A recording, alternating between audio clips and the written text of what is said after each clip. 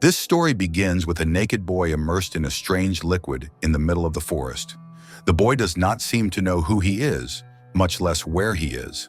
A few minutes later, he manages to arrive in town, but he is naked and looking at everything as if for the first time. After scaring some pedestrians, the police finally arrive and take him to a detention center where they lock him up for being an exhibitionist. Since the boy has no name and does not seem to understand what the officers are trying to tell him, they assign him the name Kyle and take him to the infirmary for a medical checkup. Upon examining Kyle's body, they notice how perfect he is for his age because he does not have a single pimple or wart, and he does not have a belly button, which is extremely rare and attracts the attention of the doctor on duty. As his medical test results come in, the mystery boy imitates one of the other boys, who gets angry because he thinks Kyle is making fun of him, starting a fight. Later, when they are in the courtyard, the boy punches Kyle in the face, who falls to the ground, and shortly afterward, a liquid soaks his pants. Kyle's behavior is too strange. Not knowing what to do, the guards call Nicole, the center's psychiatrist, to find out what is wrong with the boy. He is a strange boy, but completely innocent to the outside world.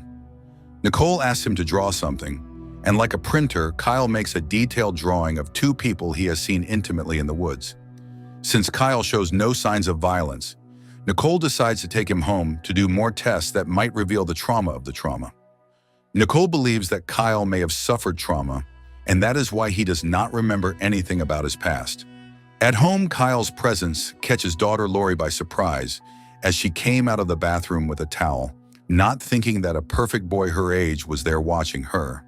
After getting over the initial shock, Kyle shows up, but the girl does not pay much attention to him because she has better things to do, like running to meet her boyfriend.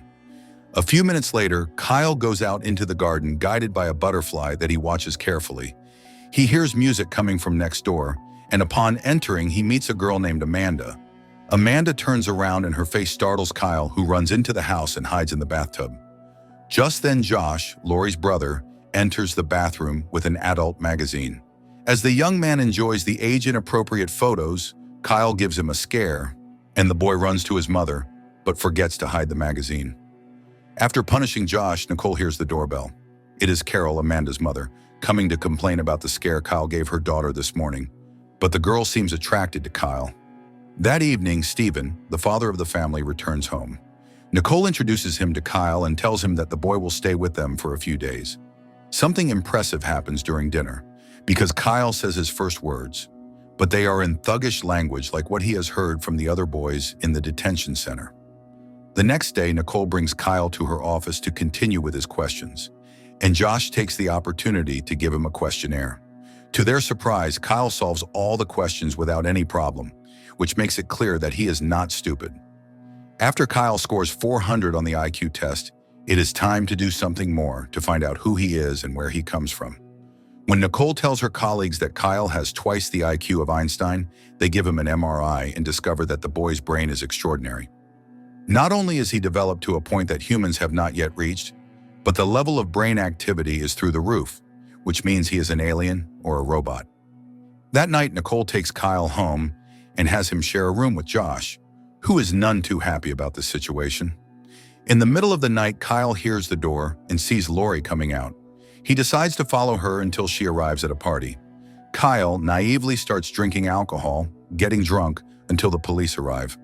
One of the officers tries to take Lori away, and Kyle intrudes for a moment, making a strange face and snake noise, causing everyone to laugh. But when the officer tries to lay hands on him, Kyle dodges him. The officer begins to lose his patience and pulls out his baton to strike Kyle, but the young man not only dodges but humiliates him, earning applause from everyone as the officer walks away defeated. Later, Kyle takes Lori home and makes amends with the rest of the family the next day. First, he repairs Stephen's computer and gives him access to some very important documents he had lost months earlier. Then he cleans Josh's room and gets him another dirty magazine. Kyle quickly wins the love of the family, and Nicole proposes that he stay there at least for a while, which will take them some time to figure out what happened. The mysterious boy does not sleep at night and continues his routine with strange behavior. A few days later, Nicole takes Kyle to a doctor who is impressed with the results. First, the boy's body looks brand new, as do his teeth. Finally, his brain is a marvel. The activity is astonishing, and they find no explanation. Stephen is sure he can tire Kyle out, hoping he will calm down, but he is wrong. Kyle runs like lightning, and it is Stephen who runs out of breath. Stephen returns home and argues with his wife that Kyle is not human and must go back to where he came from.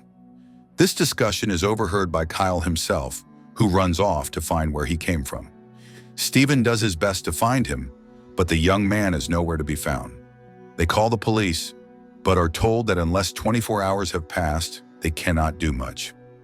Nicole finds some drawings Kyle has done, so they take their flashlights and go looking for him, thinking the boy may be at the place he drew. Fortunately, Kyle happens to be in that very place while looking at the stars. Once home, Stephen apologizes to Kyle and invites him to take a bath. The young man listens to the radio for the first time. The white noise between the signals seems to calm him down, and after many days, Kyle is finally asleep. The next day, the police call Nicole to inform her that they have found a human skeleton very close to where Kyle was found. Officer Taylor tells Nicole that although they have found bones, the death may be recent, and that they have found traces of skin that they are analyzing. Agent Taylor wants to question Kyle, but Nicole manages to delay him for the time being, at least until the boy wakes up. The next morning, Kyle tries to watch TV, but the antenna is broken. The boy goes up to the roof and fixes it, but when he is about to go down, he jumps off the roof, which Amanda sees. Thinking Kyle is hurt, she gets distracted and ends up crashing her car into the garbage cans. Although Amanda is unharmed, Carol is angry about the damage to the car and even threatens to take away his license. But Kyle takes the blame and rescues her from the situation. Carol does not have a good impression of him and yells at him to stay away from his daughter. That evening, Stephen asks Nicole to talk to her privately. The police reveal that a person went missing the same day they found Kyle, so they may be looking for a murderer. Little do they realize that their conversation is overheard by a strange man who follows Kyle everywhere through a remote microphone. The next morning, as Nicole cleans up the boy's room, she finds a series of Kyle's drawings. When she puts them together, she realizes that they form the same symbol found at the crime scene. There is now no doubt that Kyle was present at the crime scene and may be the culprit behind what happened.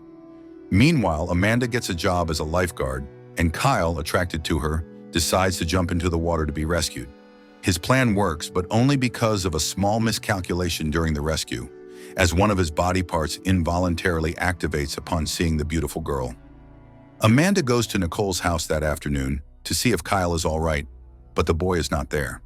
Amanda sees all the drawings Kyle has made of her, and it is clear that Kyle is obsessed with her, which reinforces the serial killer theory.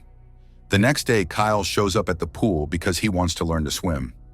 After a couple of tips, Kyle begins to swim as only Aquaman would know how, surprising everyone, including Amanda, who invites him to spend the afternoon together since her parents are not present.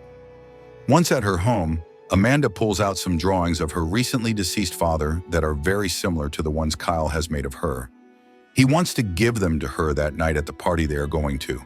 But when Amanda shows up, she does so with Charlie, her boyfriend, completely ruining Kyle's plan to confess his feelings to her.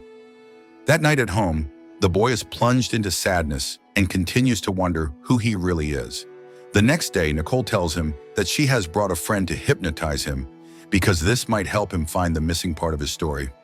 The boy agrees and the session quickly begins.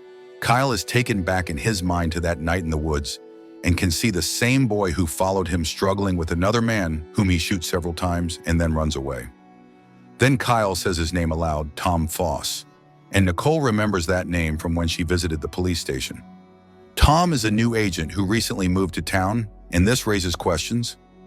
Nicole asks Kyle to draw what he remembers, and he draws what he remembers, and the name is Feldman, who was a professor at the university. But now it has been confirmed that his remains were found in the woods. Feldman was a renowned expert on human memory. The family then goes to the university to find out if he and Kyle are related. Much to their surprise, Kyle sees a photo of Feldman's students, and in one of the photos, he himself appears. Kyle shows the photo to Holly, Feldman's assistant, and she agrees to take some memory tests. Much to her surprise, Kyle gets 100% on all the tests, something he has never done before. Holly explains that Feldman's research was about removing the limits of the mind. Holly takes them to Feldman's widow, who allows them to look through his things, and there they find a series of drawings with the same symbol. Lori asks her father to investigate the coordinates, and he calls her back a few minutes later, telling her that they point to a government facility guarded by the military. With the help of Deck 1 of Feldman's students, Kyle manages to reach the border of the secret government facility. He jumps the fence only to be attacked by a masked man a second later. Karate lessons in the middle of the night via TV pay off, so Kyle manages to defend himself and remove the man's mask, revealing that it is Tom, whom he remembers from the night he shot Feldman. He tells him that he must trust him and that Feldman was not the man everyone thought he was. If Kyle wants to live a peaceful life, he must stop asking questions about his past. Every step he takes in the search for his origins will endanger his new family. Before he leaves, Tom tells him to abandon the search, or they will kill his entire family to solve the problem. Unfortunately, the station's cameras spot Kyle, and one of the government agents calls him Project XY. As soon as he returns home, Nicole takes him to the hospital to have his wounds treated, where a couple shows up claiming to be Kyle's biological parents and that they have come to take him away. DNA testing shows that Kyle is their son, but he refuses to leave Nicole and the others. That night, Kyle goes to find Tom and wants to know why these people showed up. Tom tells him that it is easy for them to manipulate the DNA tests and promises to tell him everything, but they have to go to a safer place. Suddenly, the sound of a gun is heard by Kyle, who manages to dodge the bullet, but it lodges in Tom's shoulder. Now they have to get away from there as fast as they can, while a sniper continues to fire on them. Once safe, Tom tells Kyle the whole truth, but because they have to keep us in suspense, we find out nothing. The next morning, Kyle returns home and talks to his supposed birth parents, saying that he has remembered everything and now knows that what they say is true and is ready to go home with them. It turns out, however, that actors hired by Tom. They now head to the operations center, where Kyle finds out everything else. There he meets Adam, who reveals to him that he is actually a clone. Feldman helped him develop the technology to enhance them, but decided to sell it to the government. The first season ends with the promise of more improved clones about to engage in a war for control of the technology, and with Kyle leading a team under Adam's orders. If you want to find out what will happen in Season 2, comment on this video, subscribe, and leave a like to support me. Until next time.